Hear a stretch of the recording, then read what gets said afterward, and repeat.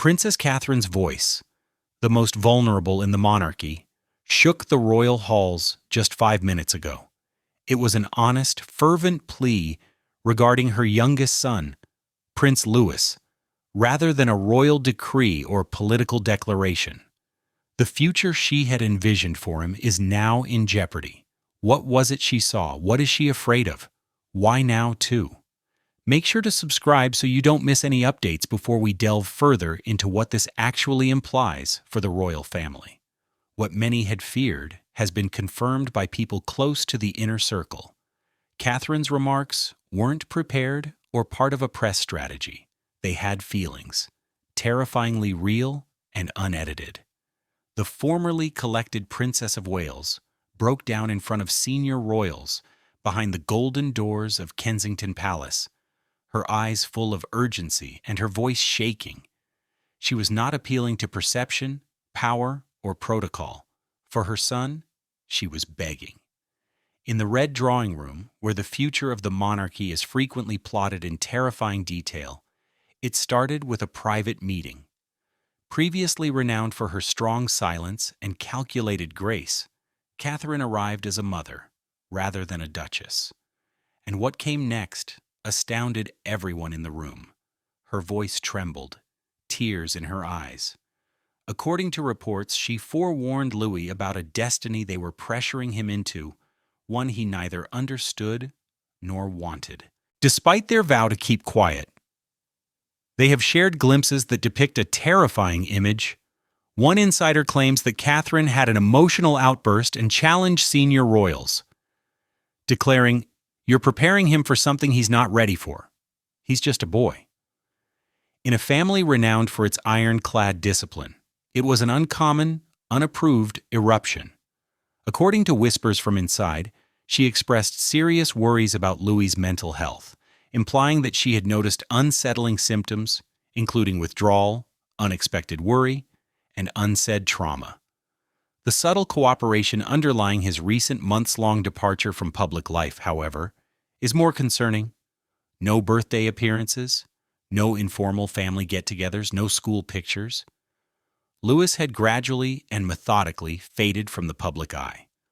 Although many believed it was a privacy decision, Catherine's request has sparked a much more sinister theory, that Louis is being purposefully sheltered for preparation rather than protection.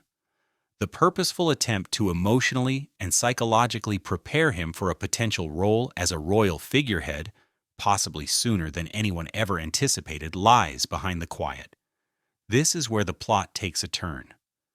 Since Catherine's appeal is a kind of resistance, a warning, and a political maneuver disguised as mother instinct, it goes beyond just protecting her child. She is familiar with this institution's operations. She has witnessed the effects it had on people who were made to bear heavy loads too soon. She's drawing the line now, using truth as her shield and tears as her weapon. However, in order to fully comprehend the depths of Catherine's heartbreaking voice, we must go back in time to the calm storm that was developing inside the palace. This storm was fueled by secrets regarding Louis's recent actions and the forces that were preparing him for something much beyond his early years. The public followed Prince Louis's disappearance from the spotlight for months, first with growing interest and eventually with silent worry. One of the most well-known and energetic royal offspring had abruptly disappeared from royal engagements, school appearances, and even informal family updates. The palace provided a well-crafted reply. Privacy is respected. However, something much more unsettling was happening in the shadows of this quiet. The word privacy was a disguise inside royal walls. Surveillance behind it was getting tighter, not softer. Internal documents gleaned from a private source indicate a purposeful and coordinated attempt to keep an eye on and manage Louis's surroundings. Routine schedules were now safeguarded by security clearances. His movements were restricted, new employees were hired, and even his conversations with close aides were filtered. He seemed to be getting ready for something, as if they were trying to see how much he could take before he broke, a source admitted. A palace employee who had dealt with the kids since they were young gave the first concrete indications that things had changed. Something changed in him overnight, the staffer added, whispering under the weight of anonymity. The impromptu giggles and inquisitive queries had vanished. Long pauses, vacant looks, and an abrupt break from routines were their replacement. No one outside the family knew why Louis, who had previously been the family's ray of happiness, had faded. But Catherine was afraid because she knew. She started advocating for help. She emphasized the need to bring in psychologists, impartial experts qualified to identify child trauma.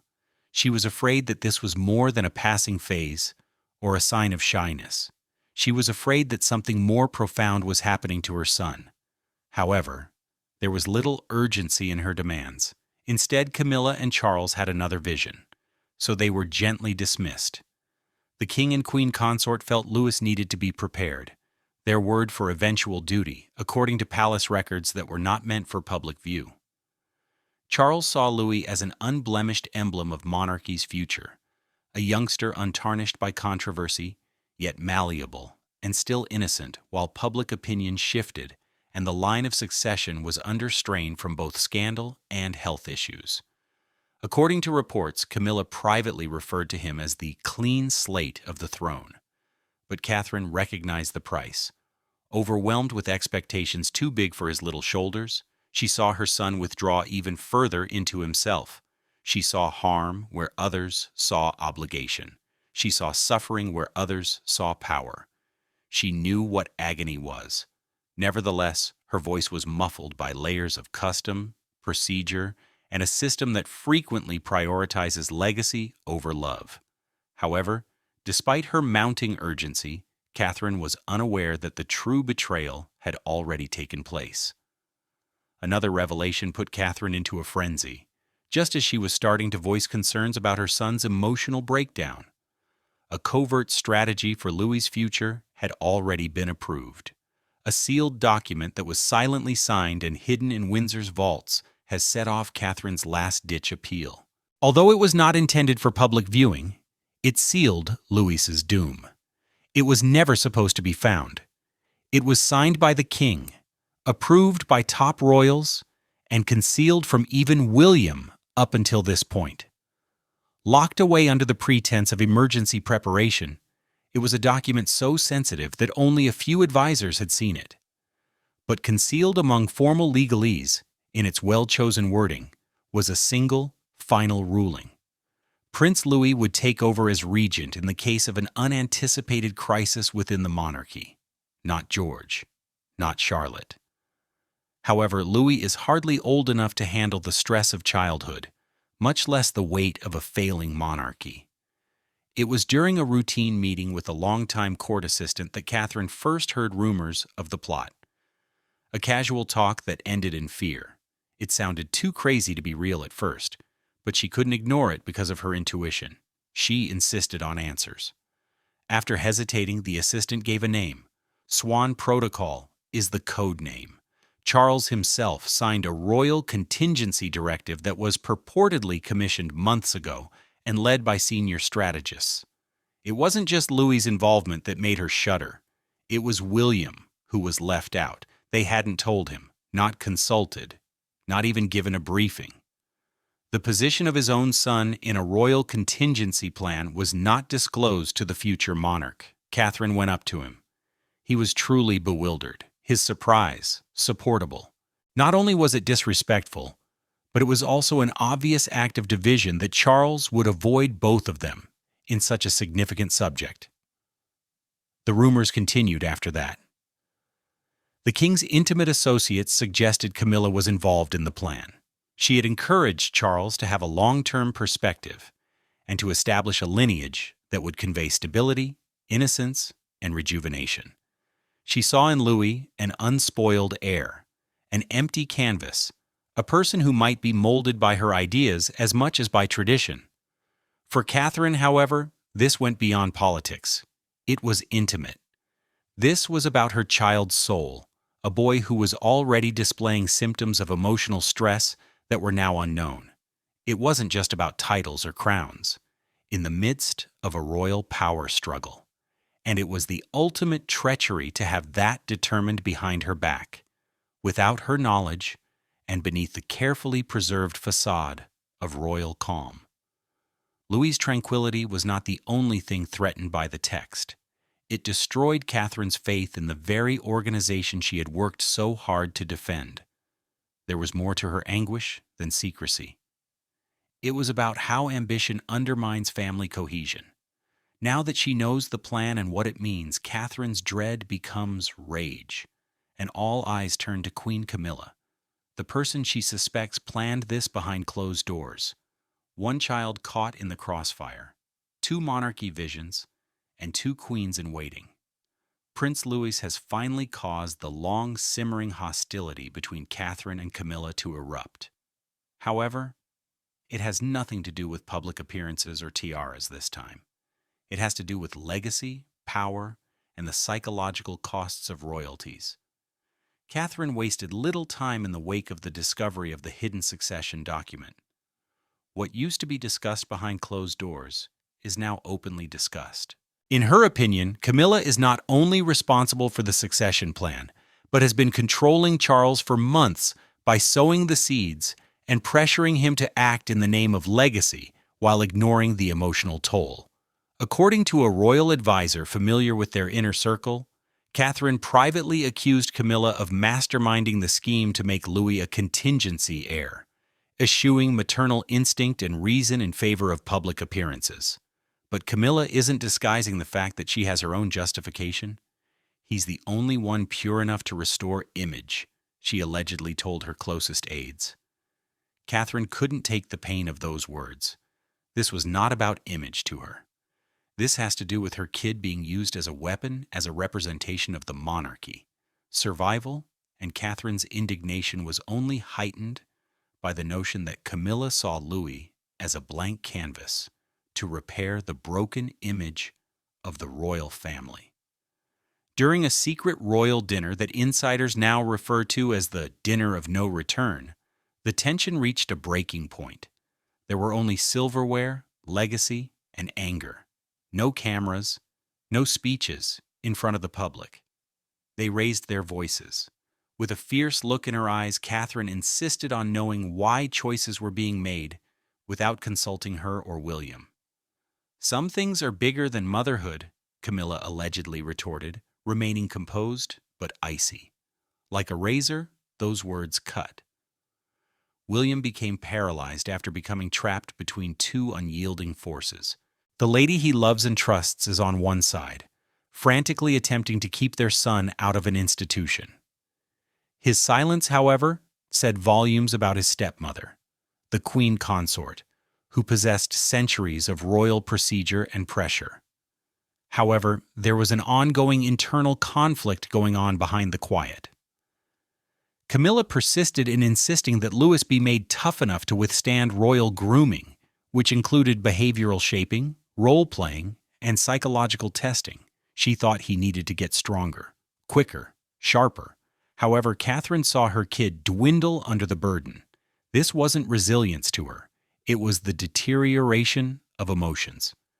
If this road continues, she told her inner circle, it will ruin his spirit before he turns 10, 200, or any other age. This was more than a personality conflict. It was a conflict between the ideologies of protection via love and power via legacy. Two women molded by suffering and bearing their own scars are now battling to influence the future via a kid who never requested this conflict. Louis's own conduct starts to change as these two royal women fight for destiny, and the monarchy itself begins to wonder if they have already pushed him too far. Young Prince Louis did something unexpected in a quiet nook of Kensington Palace. He raised his voice. His comments left the few who heard them in startled stillness. The child behind the title disclosed the emotional burden he already bears for the first time. It took place during what should have been a normal afternoon, with toys strewn around, books spread out, and a pause in between the staff's ceaseless chatter. One of the few individuals who could still get in touch with him, a trusted babysitter, heard the query drop like a stone into still water from his lips. "If I don't want to be king, do I have to?" His voice was one of bewilderment rather than fear. an inappropriate question for a 6-year-old, and one that broke the delusion that he had no awareness of the forces at work. The entire home was affected by that time. There was no tantrum. It was not an act of defiance. A toddler who had started to sense the shadows encroaching on him was crying out. The cameras that used to make him giggle now made him fear them. His siblings' unending quiet. The practiced salutations. The fake grins. When he departed a room, grown-ups gave him chilly nods. Catherine had attempted to protect him from everything, but even the safest places can become infiltrated by the palace. Catherine was given a sketch shortly after. He sketched a palace as a child. However, there were no figures in this one. No family, no king, no queen. Only tall walls, barred gates, and chilly stone. In her chest, a silent panic surged. She showed it to a professional who was discreetly brought in. Instead of bowing or curtsying, the physician stared her in the eye and stated, "No mother wants to hear." This isn't fantasy. Emotional disengagement is the cause. Another employee remembered Louis imitating a confidential palace meeting that he had heard. Duty before self, he said the lines, with a peculiar adult tone while tilting his head and crossing his arms. Catherine apparently fell down in private when she heard this, holding on to the hands themselves, which were already shaking with the pressure of royal anticipation. Louis was no longer merely taking in his surroundings. He was taking it in. Even worse, he was learning to suppress his emotions. The palace had also started to notice changes. Louis had become hesitant and quiet. He no longer requested to go outside. When William came home, he no longer hurried to the door. Additionally, his previously restful slumber had been marred by whispers, dreams, and restless shuffling that reverberated through the hallways like a warning that nobody wanted to acknowledge. The signs had become irreversible to Catherine. They were no longer early. The weight of a crown he never decided to pursue was eroding his innocence, piece by piece. She was worried that the harm was starting too quickly and going too far to be completely reversed. William must make a difficult choice as Louis's brittle innocence breaks. Does he support the very system his own father dictates, or does he question the crown's destiny in order to safeguard his son? Heirs are said to be obligated by obligation rather than pleasure. William, however, is no longer merely an heir. As a father, he observes his son assuming a role for which he never gave his assent. William's silence is increasingly evolving into quiet rebellion behind closed doors. Resistance has developed from what started out as hesitation. Long seen as the monarchy's steadfast pillar, William has started to miss the very sessions that outline the course for his eventual rule.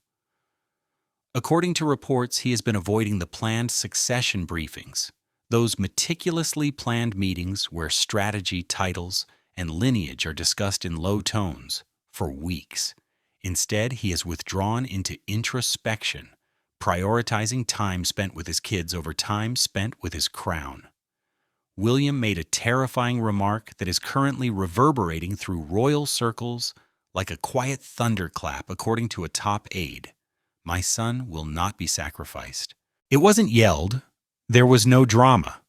However, it was final. The line had been drawn in the sand, and it was etched in paternal instinct rather than politics. However, the fight is not so simple. Catherine encourages him to speak up more, even if she is proud of his position, to transform his subdued disobedience into something that cannot be ignored. William is aware of the risks, though. Speaking out against the monarchy too forcefully could cause more division than the family itself.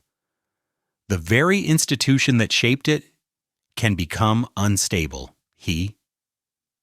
Even worse, it might put him up against Charles, a father who has already endured scandal and deteriorating health. William isn't just lounging around anymore, though. He has started seeking advice from reliable confidants who are knowledgeable in both faith and the law behind the palace's walls. He has met with the Archbishop of Canterbury twice in private, away from the royal press.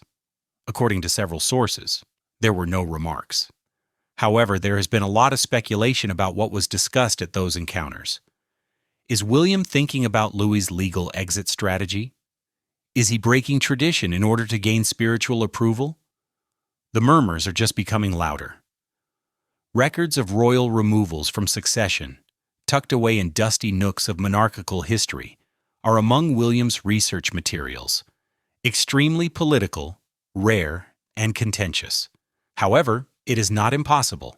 He has started to subtly inquire as to what it would entail, how it would operate, and if it is possible to accomplish this without upsetting the family. Because the pain is in it. He now carries. Loyalty is required by the crown, but parenting requires more. He walks a line that no future monarch should ever have to walk between preserving a legacy and preserving a life, between serving a kingdom and rescuing a child. And that line gets thinner every day. One last turn of events throws the palace into disarray as the future king starts to disassociate himself from the harsh demands of the throne. A video leak that was never supposed to be made public. Even though it was short, just a few minutes, it had a profound impact on the monarchy. Everything the palace attempted to hide was exposed by a private family conversation that was captured on tape and made public. At the heart of it was Catherine's entreaty for her son's future. The world could not have been prepared for what they witnessed by any press release. Grainy yet identifiable, the video first appeared on a private channel before being replicated and disseminated on all major platforms. It wasn't staged. It was not practiced. It was devastating, unvarnished, and raw. Panic broke out in the royal corridors, not over what was made up, but over what had at last been revealed. Catherine is seen in the video standing and speaking in a steady yet tremulous voice. She's in what looks to be a private drawing room facing Charles and Camilla. Her remarks, which are hardly audible above a whisper, convey the weight of a worried mother. He's not prepared. He is still a kid. It's not simply Louis that causes the pain in her voice. It has to do with the entire edifice that appears ready to engulf him. Her appeal is wide and private at the same time. A moment of reality exposed in front of two people who have the ability to refuse and alter everything. A tidal wave of backlash was sparked by what followed. Camilla answers emotionlessly, nearly disengaged. We were all unprepared. Yes, she says. Her voice was final and flat, delivered with cold indifference. That one sentence sparked a national and international outrage. Social media took off in a matter of hours. The hashtag Let Louis Be a Child quickly became one of the most popular worldwide trends. Commentators, mental health advocates, and regular people came together to support Catherine. For the first time in modern history, the royal family was being questioned for their silence rather than their involvement in scandal. As usual, the palace did not immediately comment. No explanation, no denial, no comment. The feeling that this wasn't an accident but rather a truth that had been concealed for a long time and was now being brought to light was only strengthened by the quiet. The story was out of control. The voice of a distraught mother had pierced the image of duty and dignity, and no PR machine could undo the damage that had been done. William was spotted leaving the palace later that day. By himself, without any company, there is no sign of security. A lone man, his shoulders burdened with the weight of a family on the verge of collapse, venturing out into the cold. According to others close to him, he was unaware of the recording. He wasn't upset, though. It was the approval he had been too scared to display. Their silent uprising turned into a public reckoning the instant Catherine's voice was heard. The monarchy, which was renowned for its skill at storytelling, was no longer in charge of the screenplay, and what started out as a mother's private appeal had evolved into a call for justice, kindness, and the truth. The crown is unable to contain the fire that the leak has started. Catherine is now ready to take on a task that no other royal mother has ever undertaken. In the sake of mothers, rebel against the monarchy, Catherine is done after years of loyalty, silence, and fulfilling her duty. She no longer speaks softly. A roar has occurred, and the monarchy must now make a decision. If they don't follow their plan, they will lose her forever. Although the released video marked a sea change, Catherine's choice had been developing for months, layer after painful layer. What had been confidential rumors were now codified in a document. According to people close to Kensington Palace, Catherine has written a formal letter to the Privy Council asking for prompt action in what she claims is an irreversible violation of maternal authority. It's more than just a demonstration. It is a proclamation. The most dramatic threat ever made by a senior royal in contemporary history is contained inside its lines. The letter makes it plain that Catherine will permanently resign from her royal duties and take all three of her children with her unless Louis is removed from all current succession contingency preparations. No titles, no ceremonies, no appearances. A complete break from the royal hierarchy. She writes that the monarchy cannot disregard the humanity of her children and still claim their future. There's no bluff here. Long silent in public, her inner group now firmly supports her. Insiders say the mood in Catherine's private home is solemn yet determined. Close to her since her first days in the palace, one source referred to it as her Diana moment. Not in show, but in bravery. Catherine will not enter the commotion. She is challenging the institution to confront itself and bringing it back into the forefront. The reaction is even more astounding. The public's support for her has increased. Thousands of people in the UK are supporting the Princess of Wales through online petitions, editorial op-eds, and unplanned vigils. Instead of seeing a royal drama play out, people are now seeing a mother use her remaining resources to battle a system. There is a chaotic response inside the palace. Charles is reportedly struggling from the intense scrutiny he already faces. Not only because Catherine poses a threat, but also because of the implications for the monarchy's reputation. The crown has depended on performance, endurance, and silence for decades. However, its most vulnerable reality, that love and loyalty have boundaries even inside gold walls, is revealed by Catherine's ultimatum. Thus, a covert meeting is held in the middle of the night. William shows up at Clarence's house without warning, his expression unreadable. By himself, Charles greets him. AIDS-free? Absence of advisors. Those closest to the issue think this may be the most important talk of Charles's reign. But what is spoken between father and son is kept behind locked doors. It's about love, legacy, and the disintegrating cost of tradition. Not about politics.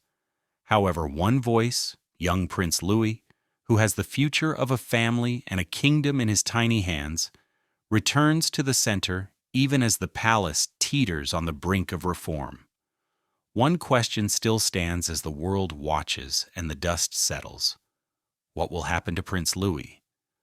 No longer is his future solely his own. It serves as a battlefield for a struggling monarchy, and anything could alter depending on what occurs next. Even those closest to the palace were taken aback by the fact that Louis's position in the line of succession has not yet been decided. Officially, nothing has changed. However, things are going on behind closed doors. According to reports, Charles, who was previously steadfast in his dedication to upholding tradition, has consented to put a stop to any succession planning talks, including Louis. It is a strategic retreat meant to stop more rifts, not a resolution. Politically and emotionally damaged, William and Catherine have quietly withdrew to Sandringham. The so-called family reset is more than just a vacation from the limelight. It's a time to face reality. They are reportedly re-evaluating not only Louis's future, but all of their children's futures within the royal framework, away from advisors, cameras, and scandal. For the first time, it seems like even they are wondering if family and responsibility can coexist in a performance-based palace. At the same time, the organization is having to face a long avoidable reality. The system is unsustainable in addition to being out of date. According to reports, internal talks are taking place to redefine the responsibilities that royal children should or shouldn't be expected to play, have started making recommendations for changes, contemporary procedures, safeguards for mental health, and possibly even official age restrictions before taking on public responsibilities. It's a fissure in the concrete, but it's not consensus. The public also doesn't stop talking outside the gates. The demand for accountability, reform, and transparency keeps growing. According to opinion polls, there is a surge in support for Catherine's activities, with most people thinking that offspring of the crown should have a say before being assigned a job. Watching is no longer enough for the populace. They want things to change. But despite everything, Louis is unaffected by the mayhem he unintentionally started. He has gone back to drawing castles, fields, forests, and people, this time with color, joy, and open doors. Maybe a mirror of the childhood Catherine continues to struggle to preserve. The fighting has stopped for the time being. The statements have ceased. The palace is now silent, but only in waiting, not in peace. Because the monarchy never forgets, even in such times. It gets back together. It does a new calculation. It gets better. Silence is merely the quiet before the next storm in this kingdom. It is never the end. Thank you for viewing. Remember to subscribe and like. We'll see you at the following one.